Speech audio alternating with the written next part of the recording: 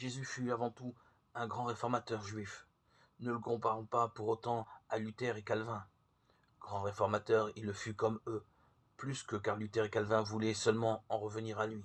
Si Jésus dépassa les prophètes et les sages d'Israël qui l'avaient précédé, il avait horreur du schisme, sans mépriser les schismatiques. Il n'a certainement pas voulu déchirer son peuple.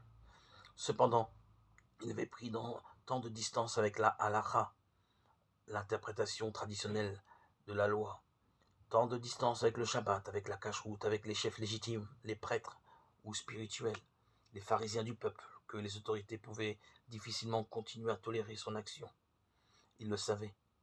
Il avait aussi conscience d'être l'instrument d'un prodigieux renouvellement du judaïsme, qui impliquait d'une certaine manière le renoncement à des formes anciennes et vénérables.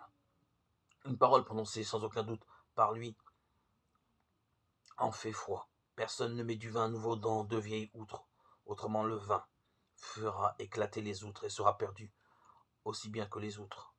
À vin nouveau, outre neuve. Marc 2, 22.